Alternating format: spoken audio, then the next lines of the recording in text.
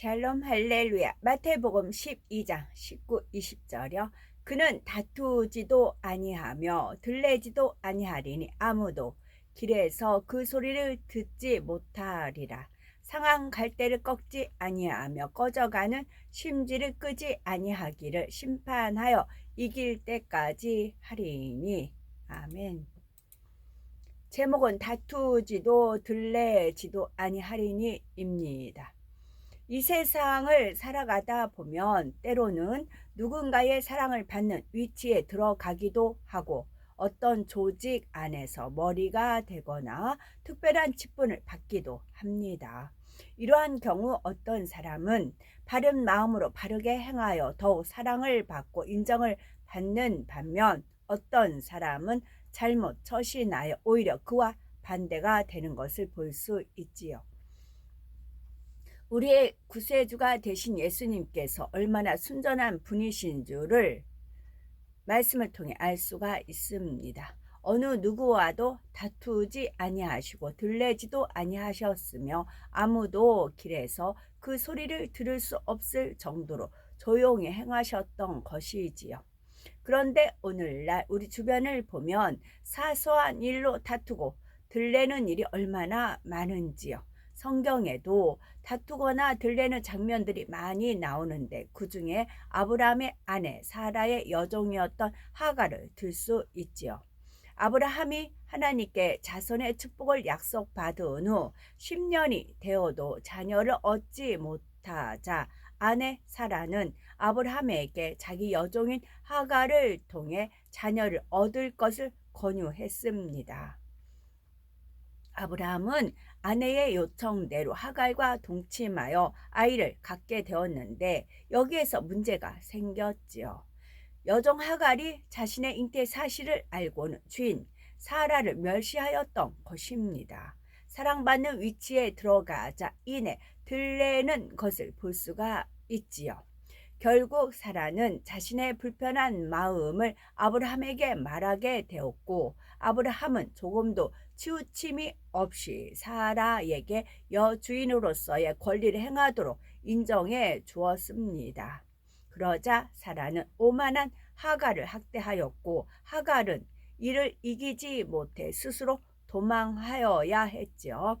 하갈은 도중에 하나님의 사자를 만나 다시 돌아오기는 했지만 이런 일을 겪은 것은 자신이 올바로 처신하지 못한 결과입니다. 이처럼 다투거나 들레는 사람의 결과가 어떠한 것인가를 깨달아 주님처럼 다투지도 아니하고 들레지도 아니해야 하겠습니다. 사랑을 받거나 직분을 가진 사람이 주의해야 할 점이 있습니다.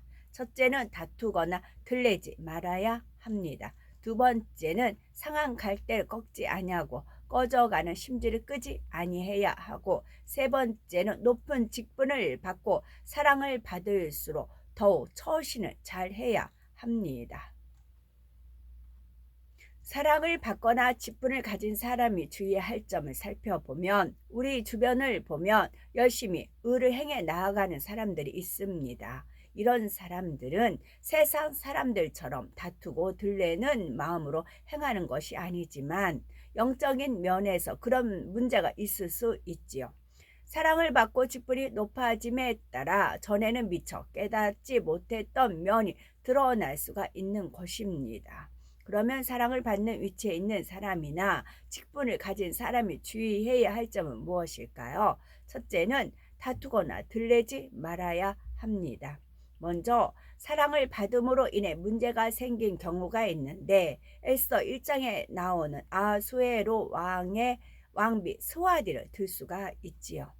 아하수에로 왕의 모든 방백과 신복을 위해 베푼 잔치에서 무사람들 앞에 왕비의 아름다움을 자랑하고 싶은 마음이 생겨 내시들을 명하여 왕후 와스디로 하여금 왕후의 면류관을 정제하고 왕의 앞에 나오게 하라고 명하였습니다. 그런데 왕후 와스디가 왕명을 듣고도 잔치 자리에 오기를 싫어하니 왕은 민망한 나머지 진노하여 마음이 불붙는 듯 하였고 결국 규례와 법률을 아는 박사들의 의견을 따라 와스디를 폐위하고 맙니다. 왕의 사랑을 받는다 하여 교만해진 와스디는 왕의 뜻에 순복하지 않다가 이런 불행한 결과를 맞이했던 것입니다. 다음에 직분으로 인한 경우로는 아하수에로 왕의 신하였던 하만을 들 수 있지요. 하만은 아하수에로 왕의 신임을 받아 지위가 높아지자 누구든지 자기 앞에 꿇어 절하도록 했습니다. 그런데 유독 유다인인 모르드게만은 절하지 않자 하만은 심히 노하여 모르드게뿐만이 아니라 유다 민족 전체를 몰살시키고자 합니다. 사랑을 잊고 지위가 높아질수록 모든 것을 더 온전케 행해야 될 터인데 그러지 못했던 것이지요. 그러면 우리가 사랑받는 위치에 있을 때의 마음가짐은 어떠해야 될까요? 바로 성경에 나오는 에스더와 같아야 합니다. 에스더는 왕의 사랑을 한 몸에 받은 왕후의 위치에 있었지만 함부로 들레지 아니하였고 법도를 존중하였을 뿐만이 아니라 왕 앞에 나아감에 있어서도 정성을 다하는 것을 볼 수 있습니다. 에스더 2장을 보면 왕후 와스디가 폐위된 후 아하수에로 왕이 새로운 왕후를 간택하는 장면이 나옵니다. 그 후보 중에 한 사람으로 뽑힌 에스더는 궁녀를 주관하는 내시가 정해주는 것 외에는 별도로 치장하는 것을 구하지 않았음에도 불구하고 보는 모든 사람들로부터 사랑을 받았지요. 이는 사촌 오빠 모르드게로부터 진리와 율법으로 잘 가르침을 받았기 때문입니다.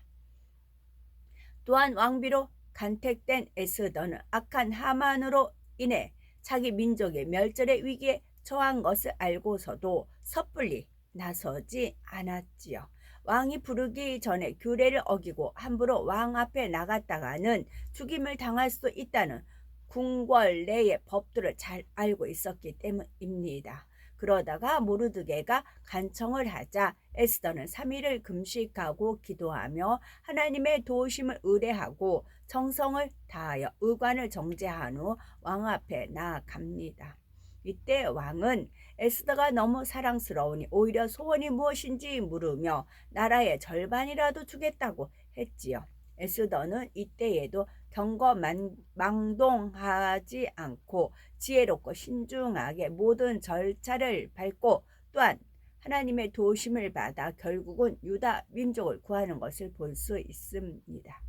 육적인 사람은 사랑을 받거나 어느 정도의 위치에 섰을 때 금방 들레지만 영적인 사람들은 상대의 시기심이나 감정을 불러일으키지 않고 더 낮아지고 섬기며 순종하는 마음으로 행하게 됩니다. 이것이 하나님의 자녀된 사람의 도리이며 직분을 가진 사람의 본분인 것입니다.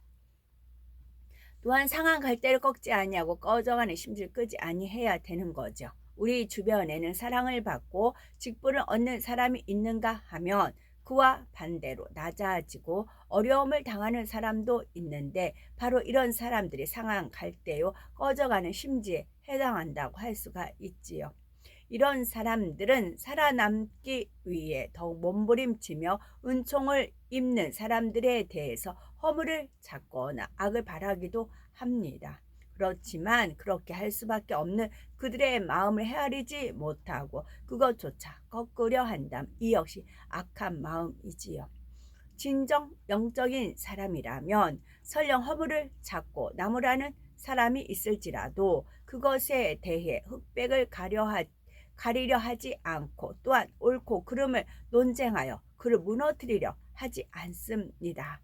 오히려 진실과 사랑으로 선대함으로써 악으로 나오는 사람들의 마음을 녹이고 감동을 주는 것이지요. 이것이 곧 그리스도의 마음요 양선의 마음입니다. 구약 성경에 나오는 다윗 역시 그러한 마음을 소유했지요. 다윗이 블레셋 사람들과의 전쟁에서 공을 세우고 돌아올 때에 사울 왕은 백성들이 자기보다 다윗을 더 높여주니 시기하는 마음이 생겨 어떻게든 다윗을 죽이고자 합니다. 그런데 오히려 다윗 편에서 사울 왕을 죽일 수 있는 기회가 왔을 때 다윗은 왕을 해야 할 마음이 전혀 없다는 것을 왕에게 알려 조금이라도 왕의 마음을 편안케 해주려 하였지요. 사울 왕의 아들이지만 선한 마음을 가졌던 요나단은 다윗의 그런 중심을 잘 알고 있었기에 오히려 다윗을 격려하여 너는 이스라엘 왕이 되고 나는 네 다음이 되리라 하며 서로 아름다운 우정을 나누었던 것을 볼 수 있습니다. 다윗 역시 그러한 마음이었기에 요나단이 전사했다는 소식을 들었을 때 심히 통곡하였지요. 다윗은 왕이 된 후에도 죽은 요나단과의 우정에 변함이 없었습니다. 그래서 애써 요나단의 아들 무비보셋을 찾아 왕자 중 하나처럼 왕의 상에서 먹도록 배려해 주는 듯 극진히 대우해 주는 것을 볼 수 있지요. 이처럼 다윗의 마음은 상한 갈대를 꺾지 않고 꺼져가는 심지를 끄지 않는 마음이었던 것입니다. 예수님께서도 가룟 유다가 자기를 팔자인 줄 아시면서 민망하게 지적하거나 책망하지 않으시고 끝까지 선대하며 품어주시는 것을 볼 수 있지요. 이처럼 의롭고 고운 마음이 되었을 때에 어느 누구에게도 상처 주지 않으며 참으로 하나님께서 기뻐하시는 사람이 될 수 있는 것입니다. 또한 세 번째는 높은 직분을 받고 사랑을 받을수록 더 처신을 잘해야 합니다. 한편 이스라엘의 초대 왕이었던 사울은 왕이 되기 전에는 겸손하며 부모에게 효도하는 사람이었지요. 그렇지만 근본적으로는 그의 육적인 사람으로 머물렀기에 나중에 엄청난 죄를 범하는 사람으로 변하고 말았지요. 하나님께서는 그러한 사울의 중심을 아시기에 그의 마음속에 숨겨져 있던 악이 드러나도록 허락하셨지요. 예를 들면 블레셋과 전쟁을 앞두고 사무엘 선지자가 번제를 드려 주어야 하는 상황이 생겼습니다. 그런데 사무엘 선지자가 정한 기한 내에 오지 않자 마음이 다급해진 사울은 제사장만이 드릴 수 있는 번제를 자신이 드리는 잘못을 범하고 말았지요. 또한 제사가 끝난 후에 사무엘이 도착하여 연유를 물을 때에도 회개하기는커녕 어쩔 수 없이 그렇게 했다고 변명합니다. 뿐만 아니라 아멜렉과의 전쟁에서는 하나님께서 아멜렉의 남녀노소 가축들까지 진멸하라고 명하셨음에도 불구하고 사울은 아멜렉 왕 아각을 죽이지 않고 사로잡았고 우양의 모든 좋은 것들도 진멸하지 않고 가치 없고 낮은 것만 진멸하였습니다. 이때에도 사울 왕은 좋은 것으로 하나님께 제사 드리기 위해 양과 소를 가져왔다고 변명을 하지요. 그 후에도 사울의 악함은 더하여 자기를 도와준 생명의 은인과도 같은 다윗을 시기하고 미워하며 죽이려 혈안이 되어 있는 것을 볼 수 있죠. 하나님께서 다윗을 이스라엘의 왕으로 기름 부어 세우신 것을 알고 위기의식을 느꼈기 때문입니다. 심지어 다윗을 도와준 제사장들의 성읍을 멸하기까지 하였지요. 이렇듯 하나님을 대적하는 일을 서슴지 않았던 사울은 결국 하나님께 버림을 받고 맙니다. 우리가 육을 버리고 영으로 들어가지 않으면 누구든지 사울 왕과 같이 될 수 있다는 사실을 깨달아야 합니다.